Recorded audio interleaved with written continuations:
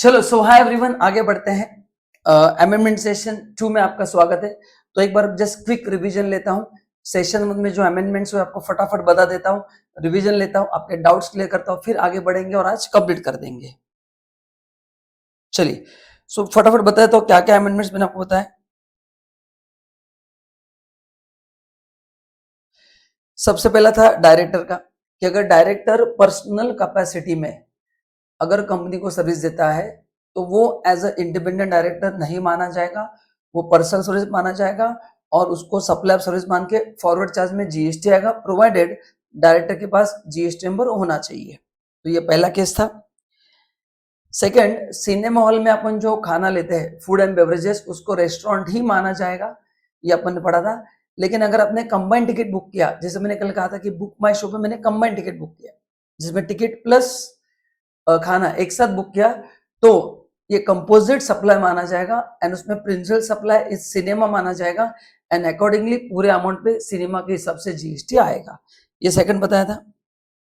तीसरा, e commerce operator के लिए बोला है कि अगर आप कंपोजिशन स्कीम वालों के प्रोडक्ट लिस्ट कर रहे हो तो इंटरस्टेट सप्लाई करना अलाउड नहीं है, बिकॉज अपन ने पढ़ा था 10(2) में कि if you are a dealer under composition scheme you can not make interstate supply. तो इवन तो ये कंफ्यूजन था कि ईसीओ के थ्रू हम कर सकते हैं क्या, नहीं। तो ये ईसीओ के ऊपर रिस्ट्रिक्शन डाला गया है। क्या डाला गया है? ईसीओ के ऊपर रिस्ट्रिक्शन डाला गया है कि वो जब रजिस्ट्रेशन करेंगे कंपोजिशन वाले का, जैसे फॉर एग्जांपल आप पुणे में हो और आपने किसी ईसीओ पे रजिस्टर किया आपके प्रोडक्ट को, तो वो उसी एरिया को दिखाएगा। जैसे मैं महाराष्ट्र में हूं तो महाराष्ट्र का एरिया दिखाएगा, तो जो कस्टमर महाराष्ट्र में उनको ही मेरा प्रोडक्ट दिखेगा, आउट ऑफ महाराष्ट्र दिखेगा नहीं। ये अरेंजमेंट कौन करेगा? ये ईसीओ करेगा उसके वेबसाइट पे कि वो उसी एरिया में उसका प्रोडक्ट दिखेगा। देन ये गुड्स के लिए था।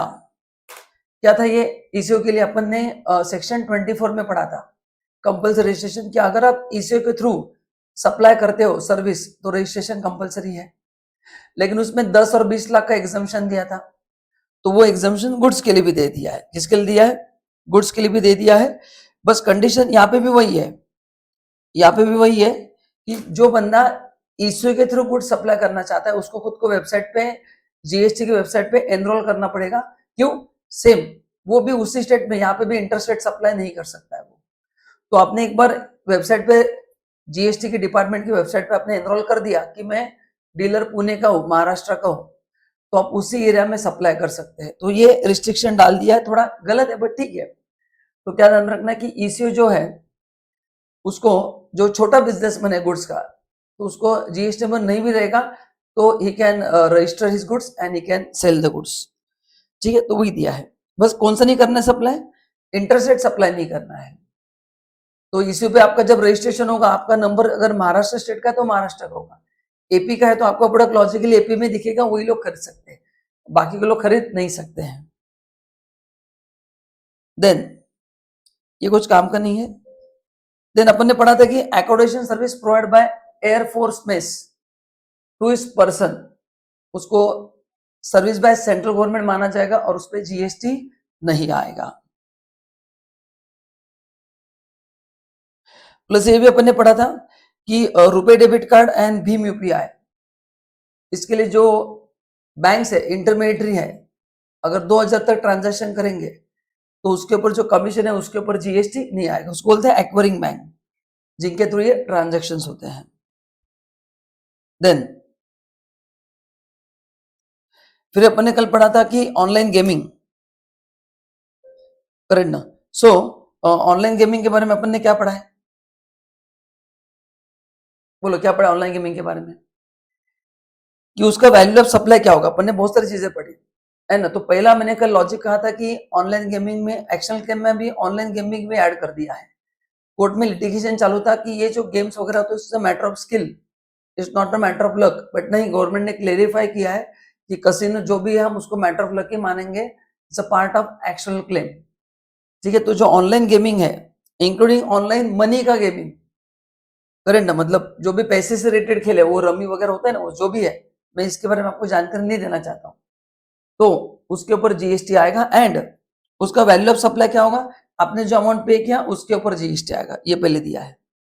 ठीक है, सेम कसिनो भी बोला है। तो कसिनो में जो आप पैसा देंगे वो भी वैसे ही होगा, जो पैसा देंगे उसके ऊपर जीएसटी आएगा। एंड ये भी वही है, seek to notify supply of online money gaming, supply of online gaming other than online money gaming and casino। तो उसको 15(5) में गवर्नमेंट ने क्लेरिफाई कर दिया है। तो 15(5) में गवर्नमेंट ने क्लेरिफाई कर दिया, मतलब उसका उस वैल्यू के ऊपर जीएसटी आएगा। मतलब जो भी आप पैसा देंगे बेटिंग के लिए वगैरह उसके ऊपर डायरेक्टली जीएसटी आएगा, ऐसा है। जो लॉटरी था अपन देखा था, लॉटरी में अपन इंक्लूडिंग 120 मानते हैं, उसमें वैसा नहीं बोला है, उसमें डायरेक्टली बोल दिया है। एंड पॉइंट 4 में क्या दिया है, उन्होंने डिफाइन किया है as a actionable claim. Point 3 and 4 में बात, ऊपर के जो दो पॉइंट्स थे उसमें वैल्यू ऑफ सप्लाई डिफाइन हुआ है। पहले केस में value of supply online gaming का डिफाइन हुआ है। 31C में कसिनो में जो ऑनलाइन होता है, जो भी कसिनो में, उसको भी उसका वैल्यू डिफाइन किया है। एंड पॉइंट 4 में इन दोनों को एक्चुअल क्लेम में लाया गया है ना। तो कसिनो में जो भी होगा उसको एक्चुअल क्लेम माना जाएगा। It's not matter of skill, लोग 2-2 घंटे बैठ के डिसाइड करते हैं कहाँ पे बेट लगाना है, वो जीत जाते हैं। तो ये लिटिगेशन चल रहा था, पर उसका भी खत्म हो चुका है। तो ये 1 अक्टूबर 2023 का है। तो उसके बाद उसके ऊपर तो ऑनलाइन गेमिंग, कसिनो, उन जो भी आप पैसे देंगे उसके ऊपर जीएसटी आएगा।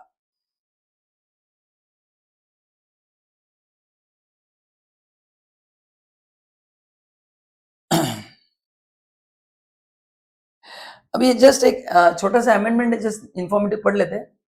The central government on the recommendation of council and in separation of CGST rules hereby makes following rules to amend। तो एक जस्ट इंफॉर्मेटिव है, जस्ट पढ़ के रखना है। देखो क्या लिखा है। The central government on the recommendation of council in separation of CGST rules hereby makes following rules further to amend the CGST rules। पहला, in rule 14(1) in the heading after words online recipient, the letter and words or to a person supplying online money gaming from a place outside India to a person in India shall be inserted। तो online recipient में किसको add किया जाएगा? To a person supplying online money gaming from a place outside India to in India. मतलब अगर ये service बाहर से भी दी जा रही है तो उसको भी ऑनलाइन रिसिपेंट माना जाएगा। इसका इम्पैक्ट क्या होगा मैं आपको बताता हूँ, डोंट वरी, ये जस्ट इन्फॉर्मेशन है। आई डोंट थिंक इसके ऊपर आपको डायरेक्ट एसेस क्वेश्चन आएगा।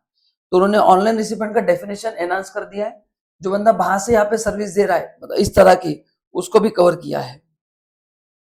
रूल 31B जो ऊपर अपन ने पढ़ा, the value of supply in case of online gaming including online money gaming and rule 31C value of supply actual claim in case of question shall be inserted. जो अपन ने पढ़ा है तो उसको भी एक्चुअल क्लेम में लाया गया। किसको? Online gaming, online money gaming and casino, इसमें जो ट्रांजेक्शन होंगे उसको भी जीएसटी आएगा और उस अमाउंट के ऊपर जीएसटी आएगा। इन रूल 8, ये रजिस्ट्रेशन का रूल 8 है। सब rule 1 has been substituted as every person is liable to register under subsection 25। Now पहले बताओ सेक्शन 25(1) क्या है? Person liable to be register. Liable दोस्तों 3 बेसिस पे होता है। एक कौन सा? एक टर्नओवर बेस होता है, सेक्शन 20, बराबर ना, सेक्शन 22 बेस्ड ऑन टर्नओवर है। दूसरा एक कंपलसरी होता है ना, ये 2 होते हैं। एंड कुछ लोग वॉलंटरी लेते हैं, वो वॉलंटरी आप ही नहीं आएंगे। ऐसे 3 प्रकार के आप रजिस्ट्रेशन ले सकते हैं, बट अपन बात कर रहे हैं अभी लायबल। तो सेक्शन 22(1) में है जो बेस्ड ऑन टर्नओवर है। And every person seeking under subsection 3 of 25 voluntary. Okay, तो पहले देखो रूल 8 सब रूल 1 को सब्स्टिट्यूट किया गया। क्या था सब रूल 1? सब रूल 1 था कि every person who is liable to register, बोलो who is liable to register based on turnover. जिसका टर्नओवर 10-20-40 के ऊपर है उसको बोलते हैं लायबल। 25(3) क्या था? जिसने वॉलंटरी रजिस्ट्रेशन लिया है, करेक्ट ना। तो ये रूल में सब्स्टिट्यूट क्या किया जाएगा? ये ऐड किया गया एक्सेप्ट, ये तो आपने पढ़ा था। एक्सेप्ट क्या है? और non resident taxable person, a person required to deduct TDS TCS, ये अपन ने पढ़ा है, इसमें अमेंडमेंट नीचे है। A person required to collect tax under section 52। मैंने कहा था ये रूल 8 में नहीं है क्योंकि इनके लिए रजिस्ट्रेशन प्रोसीजर अलग है ना। ये रूल 8 जो है, रूल 8 एंड सबसेक्शन 25 जो है उसमें ये लोग नहीं है क्योंकि इनके लिए रजिस्ट्रेशन प्रोसेस अलग है, बाकी कुछ भी नहीं। Then person supplying OIDR service from a place outside India to a non-taxable online recipient referred to in section 14। और ये देखो अमेंडमेंट किया गया, person supplying online money gaming from place outside India to person in India, ये add किया गया है। बस ये ऐड, बाकी सब सेम ही है, आप नोट्स चेक करना, सेम ही है, उसमें ये ऐड किया गया है। तो जो अपन ने ऊपर अमेंडमेंट पढ़ा, जो ऑनलाइन गेमिंग है, जो आउटसाइड इंडिया से है, उनके लिए भी रूल एट अप्लाई नहीं होगा, उनका रजिस्ट्रेशन प्रोसेस अलग होगा। Refer to in section 14A। तो बस इसको ऐड कर दिया, बाकी वो सेम है, आप चेक करो। तो ये जो 1 2 3 4 है, इनके लिए रूल एट का प्रोसीजर अप्लाई नहीं होगा, इनके लिए अलग प्रोसीजर है, बाकी सब सेम है। Refer to in 14A of IGST Act, shall before applying for registration declare his PAN number, state unitary part A of GST REG1 on the common portal either directly or through facilitation center notified by the commissioner। बस जो मैंने highlight किया आपको इतना ध्यान रखना, बाकी सब सेम है। तो रूल 8 में जो 4 लोग हैं, इनके लिए रजिस्ट्रेशन प्रोसीजर क्या है, अलग है, तो उसमें अभी ये जो अमेंडमेंट है इसको भी ऐड किया गया, बस बाकी कुछ नहीं है।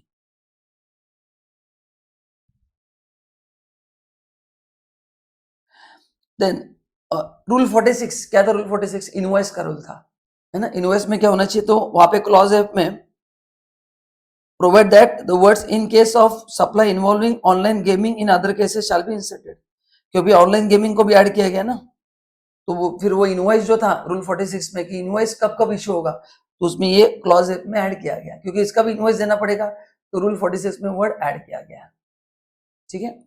Then Rule 64, the rule shall be substituted as form and manner of submission of return by person providing OIGR service, by person supplying online money giving from place outside India to person in India, and every registered person either providing online money gaming from a place outside India to person in India, or providing online information database access or retrieval service from outside India to NRDP in section 14 of IGST Act, or to register person other than non-taxable online recipient shall file return in GSTR 5A on or before 20th of the month succeeding the calendar month। मतलब क्या है, सुनो, first thing आपको पता होना चाहिए कि OIDR वगैरह जो है, इनके लिए 5A में अपन देखा था रिटर्न फाइल करना पड़ता है। ओके, ये रिटर्न का फाइल होता है अगले महीने की 25 तारीख को, तो बस उसमें इसको भी ऐड कर दिया है, बाकी कुछ नहीं है ना। तो रिटर्न फाइल करने के लिए OIDR का प्रोसेस सेम ही है, बस इसमें ऐड किसको किया, इनको।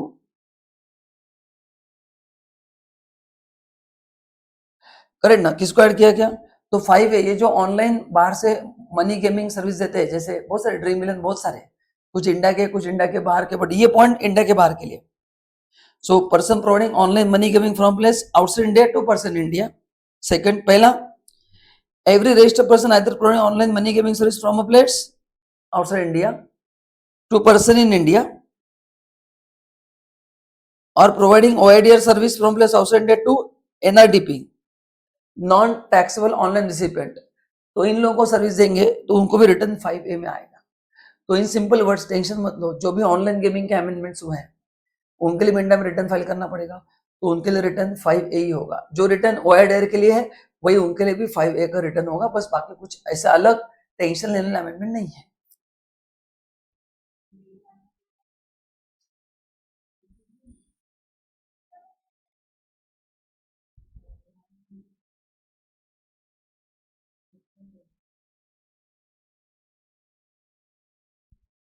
ठीक है, एक केस लॉ दिया इंस्टीट्यूट ने, जस्ट बता देता हूं मैं, ये सप्लीमेंट इंस्टीट्यूट का ही है, तो उन्होंने जितने अमेंडमेंट्स कवर किए मैंने आपको दिए।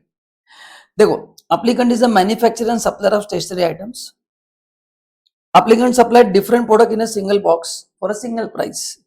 One kit contained pencil, eraser, sharpener. Second one contained coloring books, pencil, color pencil, oil pastel, wax, crayon, eraser, scale, sharpener. And third contained pencil, eraser, scale and sharpener. तो guys total बताओ कितने यहाँ पे, total कितने बोलो। ये पहला kit है, ये सेकंड किट है, एंड ये थर्ड वन है। अभी पहले अपन थोड़ा रिवाइज करते हैं, सेक्शन 8 अपन ने पढ़ा था कंपोजिट सप्लाई, मिक्स सप्लाई। अगर नेचुरली बंडल है तो जो प्रिंसिपल सप्लाई है उसके हिसाब से GST आता है, एंड अगर मिक्स सप्लाई है, अननेचुरली बंडल है, तो हाईएस्ट रेट अप्लाई होता है, ठीक है। तो एंड वन थिंग क्या होना चाहिए, प्राइस एक होना चाहिए, फिर वो कंपोजिट सप्लाई हो या मिक्स सप्लाई हो, प्राइस क्या होना चाहिए, एक होना चाहिए। ना देखो क्या डिसीजन आया है। तो ये केस कौन सा है, डोम इंडस्ट्रीज का है। देखो क्या है case law, versus appellate authority Gujarat. In order to qualify supply under mixed supply, following conditions should be satisfied. पहला, there should be two or more supply of goods service in combination thereof. Such supply should be in conjunction which is other for a single price. And वो composite supply नहीं होना चाहिए, naturally bundle नहीं होना चाहिए. Now in given case आप देखो हर एक चीज अलग अलग है। पहले किट में पेंसिल, इरेजर, शार्पनर है जो अलग अलग आप बेच सकते हैं। सेकंड में colouring book, pencil, colour pencil, oil pastel, wax crayons, ये भी अलग कर सकते हैं आप। Eraser and scale. And third में पेंसिल, इरेजर, स्केल, शार्पनर, ये सब अलग अलग चीजें हैं। In given case supply of different product in single box और single price made by applicant satisfy all three conditions of mixed supply. Therefore, supply is covered under the category of mixed supply and highest rate लगेगा। ये simple है। तो ये case law अपने already class में देखा है, जैसे पार्ट ऑफ अमेंडमेंट इसलिए आपको बता दिया। बताओ ये जो तीनों किट मैंने हाईलाइट किया, बताओ हर एक प्रोडक्ट अलग अलग सेल हो सकता है कि नहीं? आपने उसको फोर्सफुली मर्ज किया है। ये नेचुरली बंडल है क्या? नहीं है। पेंसिल, इरेजर, शार्पनर में चाहे तो ले भी सकता हूँ या नहीं भी ले सकता हूँ, मेरी मर्जी है। तो वैसा है। तो इसको क्या मानेंगे? एकदम सिंपल मिक्स सप्लाई मानेंगे। तीनों में जो हाईएस्ट रेट है वो आएगा। That's it. इससे ज्यादा टेंशन लेने की जरूरत नहीं है। आगे और एक केस लॉ है। Fact of the case, the applicant SSC is developing a residential housing project and supplying construction service to recipient for possession of dwelling units.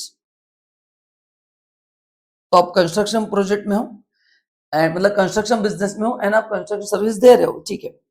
In addition to construction service, applicant SSC also provide service to right to use car parking space to prospective buyer who offer the same but which are not additionally charged by applicant assist during the sale of apartment. इसको अलग से कुछ charge नहीं किया गया है। मतलब मैं आपको फ्लैट भी बेच रहा हूं प्लस पार्किंग का भी आपसे पैसा ले रहा हूं, but right to use car space दिया मैंने आपको, राइट टू यूज दिया है, ठीक है। अच्छा आगे क्या दिया है? Who offer the same and which are they are additionally charge by the applicant during the sale, उसको अलग से चार्ज किया गया है।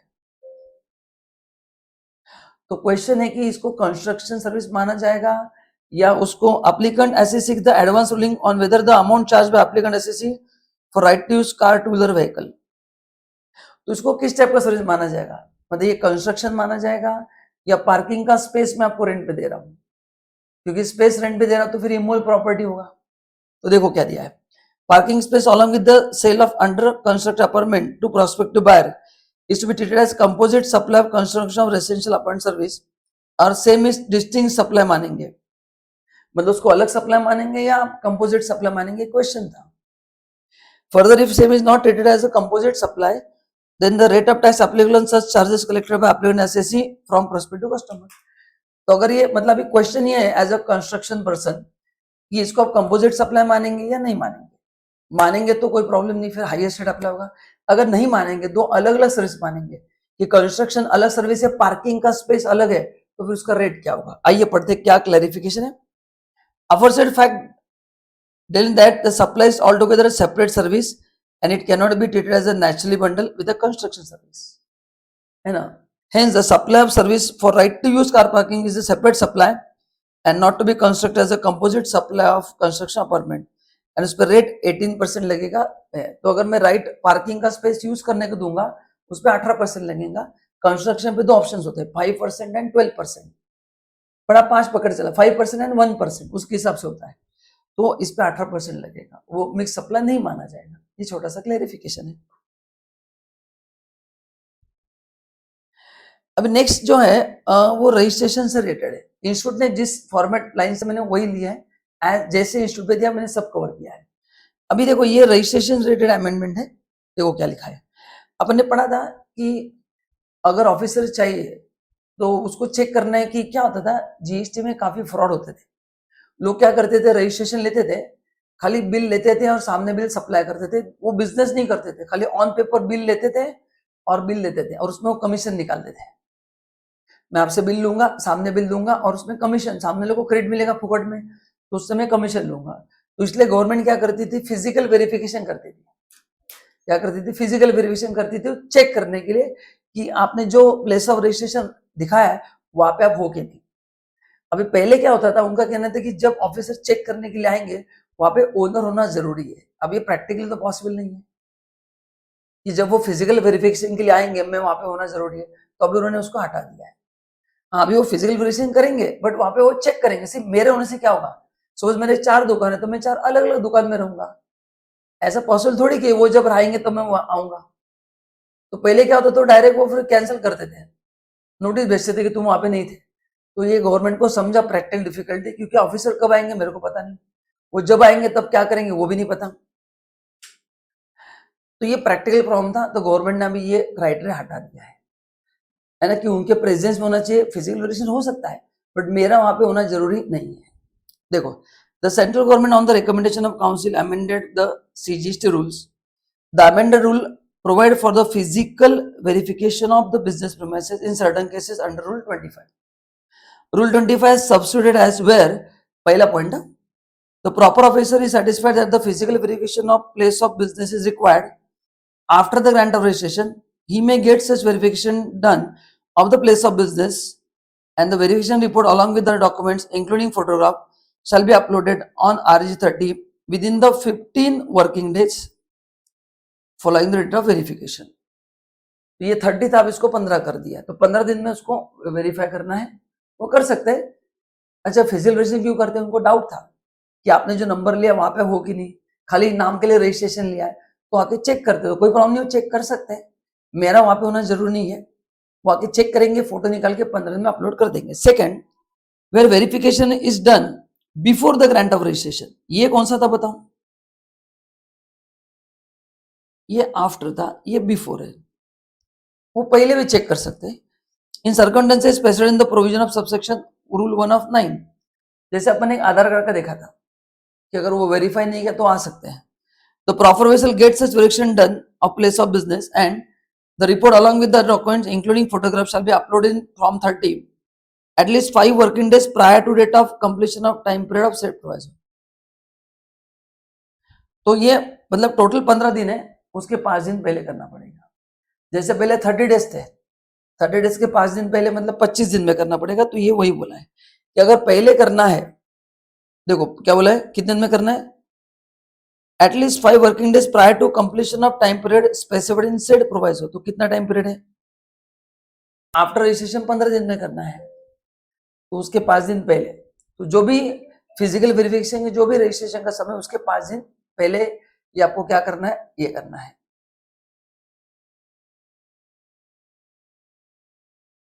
ठीक है, तो ये छोटा सा अमेंडमेंट है कि वो 15 दिन में करना है, अभी पहले 30 था, 15 दिन में करना है। एंड अगर आफ्टर करना है तो, बिफोर करना है तो जो समय है उसके 5 दिन पहले करना है।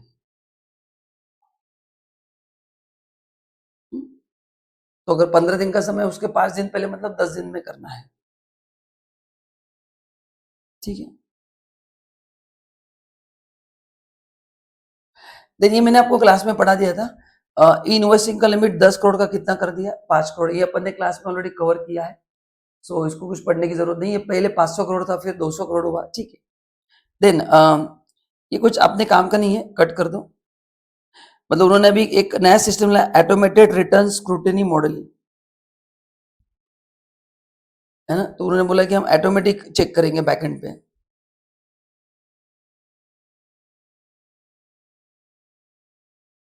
तो ये सिस्टम आइडेंटिफाई करेगा रिस्क क्या है, मतलब उनका एक कुछ रिस्क पैरामीटर रहेगा, उस रिस्क पैरामीटर पे सिस्टम खुद रिटर्न को स्क्रूटिनाइज करके तो दे देगा। तो फिर उसके हिसाब से क्या होगा, ऑफिसर को एसेस करना आसान हो जाएगा। तो ये इंफॉर्मेटिव है, मतलब ऐसा कुछ काम का नहीं है। CBSE has enrolled out automated return scrutiny model for GST return in ACES, GST backend application for the central tax officer. This model will enable officer to carry out scrutiny of GST return in the center of administered taxpayer selected on the basis of data analysis and risk identified by the system. In module, discrepancy on account of risk associated with the return are displayed to tax officer. Tax officer are provided with a workflow for interacting with the taxpayer through GST portal for the communication of discrepancies, notice in form GST ASMT 10 and फिर आपने को reply करना है ASMT 11 में, and बाद में फिर उनका रिप्लाई आएगा ASMT 12 में। ओके, तो अभी उन्होंने क्या किया, ऑटोमेटेड रिटर्न स्क्रूटिनी मॉडल लेके आया वो, तो जहां पे वो सिस्टम ऑफिसर को हेल्प करेगा to identify the returns which are to be scrutinised based on risk parameter. फिर ऑफिसर चेक करेगा, फिर आपको नोटिस भेजेगा ASMT 10 में, आप रिप्लाई करोगे ASMT 11 में, फिर आपने जो रिप्लाई किया उसके हिसाब से वो एक्सेप्ट करेंगे या नोटिस भेजेंगे, वो 12 में आएगा। कुछ काम करनी है, जस्ट इंफॉर्मेटिव मत पढ़ना। Then rationalisation of fees for GSTR 9, जो अपन एनुअल रिटर्न फाइल करते हैं उसका फीस कम कर दिया है, ये भी अपन ने क्लास में पढ़ा है already. The central government on the recommendation of council hereby waives the amount of late fee referred to in section 47 in respect of return to be furnished under the 44। तो ये जो एनुअल रिटर्न होता है, देखो क्या दिया है, inside notification of central government hereby waives the amount of late fee referred to in section 47 of said act, the registered person who fails to furnish return by due date in respect of return furnished under section 44। section 44 annual return है, कब file होता है पहले बताओ, अगले साल का 31 दिसंबर और 30 नवंबर, whichever is earlier। इसमें अगर लेट होता है which is in excess of amount of 25 onward, which is in excess of rupees 25 rupees per day, subject to maximum of 0.02% of a turnover in a state or UT for the registered person having aggregate turnover up to 5 crore rupees in a relevant financial year, 50 rupees per day, subject to maximum of 0.02%। बस वही दिया है। Of the turnover in state, union territory for the registered person having aggregate turnover more than 5 crore up to 20 crore rupees in the relevant financial year।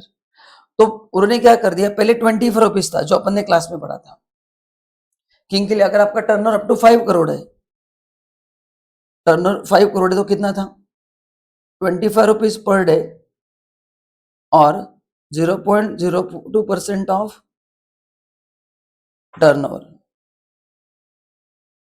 इसमें से लेना है whichever is less, मतलब इससे हाईएस्ट नहीं होगा वो, इसमें से लेना है whichever is less। एंड अभी अमेंड करके क्या बोला है, अगर आपका टर्नओवर ग्रेटर देन 5 CR है, या मैं लिखता हूं 5 CR टू 25 CR है, तो ये 50 रुपीज पर डे किया है। कितना गया, 50 रुपीज पर डे किया है, बाकी सब सेम ही है। एंड उसके ऊपर है तो फिर नॉर्मल है, तो ये जस्ट ये अपन ने ऑलरेडी क्लास में कवर किया है। तो ये थे जीएसटी के जो इंपॉर्टेंट अमेंडमेंट जो इंस्टीट्यूट ने दिए थे। कस्टम में अमेंडमेंट है, बट एज सच कुछ अपने काम के है नहीं, तो ये आपको नहीं पढ़ना है, जस्ट दिया है, तो ये पढ़ने की जरूरत नहीं है, ये मत पढ़ना। अभी ये इंफॉर्मेटिव है, टेरिफ रेट फिक्स किया ऑयल का। टेरिफ रेट का मतलब है, मैंने कहा था कि जहाँ पे गवर्नमेंट रेट फिक्स करती है, बट अगेन ये प्रोडक्ट बेस्ड अमेंडमेंट आपको एग्जाम में नहीं आएगा। कोविड-19 का जो एग्जाम्शन है, ये भी कुछ काम का नहीं, आप मत पढ़ना। तो कस्टम में आपको कुछ पढ़ने की जरूरत नहीं है, मतलब इसमें अमेंडमेंट्स है बट वो अपने काम के हैं नहीं, तो जस्ट मैंने आपको दिखाया कि ये अमेंडमेंट्स है, but don't study, ignore it. Custom में अपन ने जो पढ़ा है वो ऑलरेडी अपन ने क्या किया है, कवर किया है। ये अमेंडमेंट्स प्रोडक्ट स्पेसिफिक ज्यादा हुए हैं, तो ये अपने को क्वेश्चंस नहीं आते हैं। तो बस guys, these are the few amendments जो आपको अच्छे से पढ़ के जाना है। बाकी काफी सारी चीजें मैंने ऑलरेडी लेक्चर में कवर की, क्योंकि मैंने आपको जो लेक्चर्स है ऑलरेडी अमेंडेड दिए है, तो जिन्होंने लेटेस्ट लेक्चर लिया उनको अमेंडमेंट देखने की जरूरत नहीं, सब अपन ने ऑलरेडी कवर किया है। Thank you so much, bye bye. कुछ डाउट्स है तो जरूर मैसेज में लिखना। If you have any question जहाँ पे मैं आपकी हेल्प कर सकता हूँ, तो कुछ भी हेल्प चाहिए तो कमेंट में जरूर लिखना, मैं आपकी जरूर हेल्प करूंगा। Thank you, bye bye.